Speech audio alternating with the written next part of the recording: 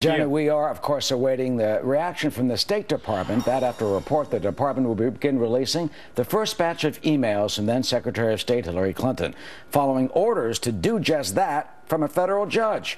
Some of those emails have been leaked to the New York Times this morning, including emails in the aftermath of the deadly Benghazi attacks. The Times reports, quote, the emails also show that Mrs. Clinton was circulating information about the attacks in Benghazi that contradicted the Obama administration's initial narrative of what occurred, and that she was concerned about how Republicans could use the incidents to undermine President Obama, end quote.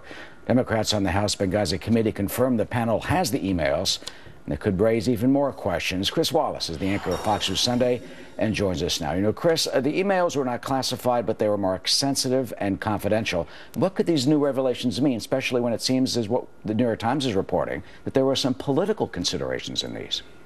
Well, I think the single most damaging one involves this fellow, Sidney Blumenthal, who was a longtime Clinton aide, who did not work formally for the State Department, but was providing a lot of information to Hillary Clinton. He was involved in Libya, and he sent her a memo on September 13th, 2 days after the Benghazi attack back in 2012, indicating that this appeared that the Libyan government believed that this was a planned terrorist attack, had been planned for a month by Ansar al-Sharia, an offshoot of al-Qaeda, and that they took advantage of spontaneous protests, maybe because of 9/11, maybe because of that anti-Islamic video.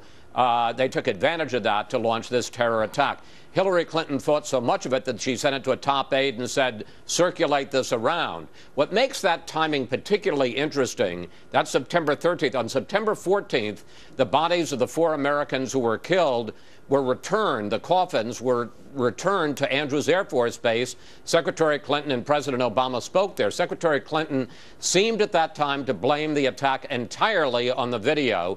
No mention of any kind of terror, pre-planned attack.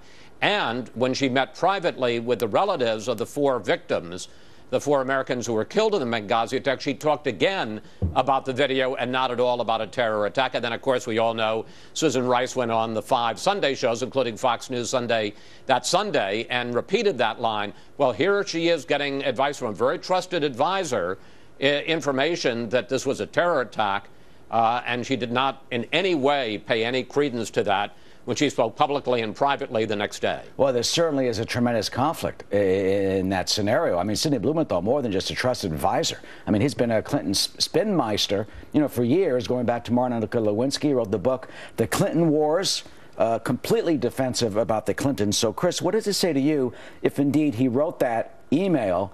Could Mrs. Clinton say, as she has said about others, you know, I didn't see it, you know, I didn't know, I didn't put enough stock in it, and, you know, Sid is out there, he's not a government official. She can't say she didn't see it because, as I say, we know that she passed it on. She said, please pass this email on to other people, to one of her top aides. So she certainly read it. I suppose she can say, look, I was getting a lot of conflicting information, and I went with some other information rather than this. But in addition, we know from some of these emails that there was a consideration as it got closer to the election as to whether or not the Republicans were going to try to make a political issue out of Benghazi and say that the administration, President Obama, had spun it as a video attack, not a terror attack, a spontaneous attack, because of the fact that the Republicans were going to hit him on it before the election. So there certainly were political considerations in how the administration was handling Benghazi from right after September 11th when it happened, all the way till Election Day. And what is the meaning of that, if there were these political considerations? And obviously when Sidney Blumenthal takes a stand, so to speak, at the hearings, and Mrs. Clinton goes to the Benghazi committee hearing, they certainly will be asked about this. Well, they absolutely will be asked. That doesn't mean that Hillary Clinton isn't going to have an answer. She seems to have a lot of answers.